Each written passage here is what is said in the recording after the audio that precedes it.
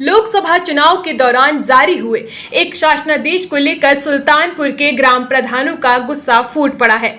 प्रधानों ने आरोप लगाया है कि इसी शासनादेश के चलते बीजेपी को 6वें और 7वें चरण में काफी नुकसान उठाना पड़ा है। लिहाजा आज प्रदर्शन कर ग्राम प्रधानों ने मुख्यमंत्री को संबोधित ज्ञापन भेज शासनादेश रोकने की मांग की है। साथ ही कोई कार्यवाही न होने पर अनिश्चितकालीन धरने की चेतावनी दे डाली है।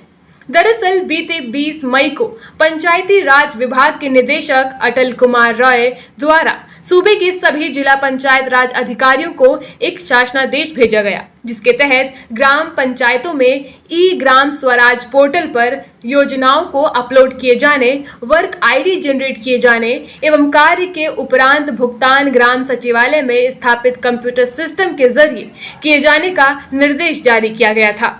इस कंप्यूटर सिस्टम का संचालन विभाग द्वारा रखे गए अस्थायी पंचायत सहायक द्वारा किया जाता है।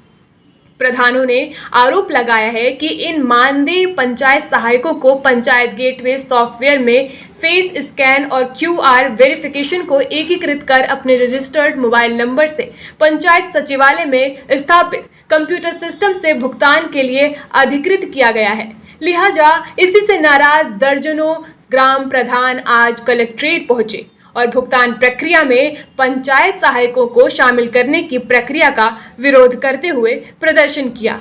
इतना ही नहीं, प्रधानों ने आरोप लगाया कि जब देश में 5वें चरण का मतदान चल रहा था, उसी दिन 20 मई को पंचायती राज विभाग के निदेशक अटल कुमार रॉय ने ये शासनादेश जारी किया। इससे लोकसभा चुनाव के 6वें और 7वें चरण में बीजेपी प्रत्याशियों को भारी नुकसान उठाना पड़ा और पूर्वांचल की कई सीटों पर बीजेपी को हार का सामना करना पड़ा। लिहाजा मुख्यमंत्री को संबोधित ज्ञापन सौंप उन्होंने इस शासनादेश को रोकने की मांग की है। साथ ही कोई कार्यवाही न होने पर अनिश्चितकालीन धरने की चेतावनी दी है। 20/5/2024 को एक शासनादेश पंचायती राज के जो सचिव हैं, प्रमुख सचिव हैं, उनके माध्यम से पूरे प्रदेश को जारी हुआ और हम लोगों को यह बताया गया कि अब आपका डोंगल जो है, आपका जो आपने जिसको नियुक्त किया है, जो आपके मातहत है पंचायत सहायक, उसके माध्यम से लगेगा। यह पूरा जो है पूरे प्रदेश में आग की तरह फैला। प्रधानों का मन जो है काफ़ी दबा, लेकिन जो प्रधान जितनी मेहनत करना चाहिए था वो किए, लेकिन उसके बाद भी इस एक्ट से उनका मन दुखी हुआ, जैसे किसी शरीर में बुखार हो जाए। और उनको ये तकलीफ़ हुई कि अभी तक जो है प्रधान और सचिव जो सरकारी व्यक्ति था वो डोगल लगाता था, अब सहायक लगाएगा। ये प्रधानों की जो चुनाव है उसकी बेइज्जती है। इसके तहत जो है काफ़ी नुकसान हमको लगता है पूरे देश में, पूरे प्रदेश में इसका भी काफ़ी नुकसान हुआ। हम लोग ये चाहते हैं कि यह माननीय मुख्यमंत्री इस चीज़ को संज्ञान लें। पंचायती राज जो सचिव हैं माननीय मनोज सिंह जी, उनके माध्यम से इसको बताया जाए कि यह प्रधानों के खिलाफ गलत हुआ है और उसका खामियाजा जो है हमको लगता है लोकसभा चुनाव में भी काफ़ी नुकसान हुआ और ये ऐसे आदेश को तत्काल जो है वापस लेना चाहिए।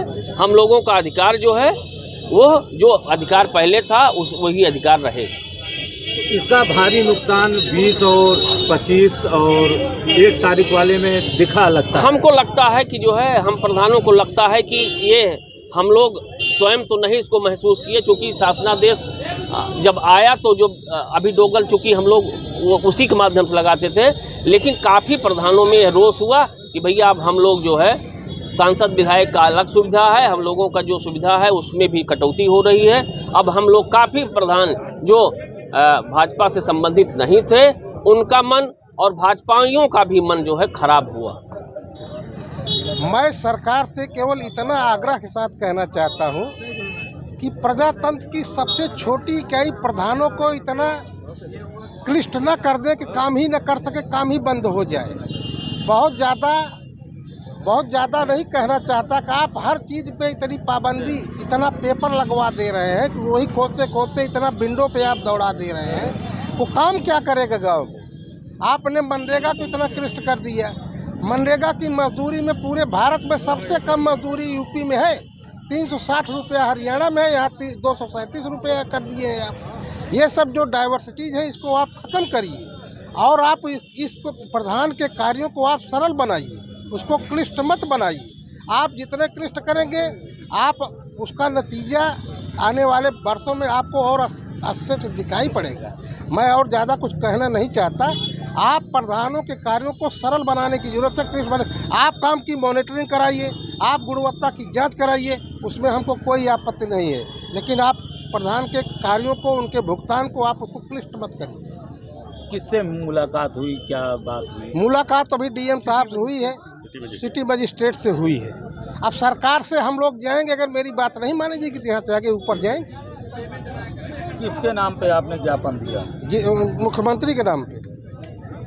पंचायत राज निदेशक द्वारा एक पत्र जारी किया गया, एक शासनादेश जारी किया गया, जिसमें उनके द्वारा ये कहा गया कि अब ग्राम पंचायतों में जो भुगतान प्रक्रिया चल रही है उसको बदलते हुए इन्होंने एक नया आदेश जारी कर दिया कि अब पंचायत का जो 2 स्तरीय भुगतान था उसमें इन्होंने पंचायत सहायक को ऐड करते हुए कि अब भुगतान जो है वो पंचायत के सहायक के क्यूआर कोड से और उसके फेस रिकॉग्निशन से किया जाएगा।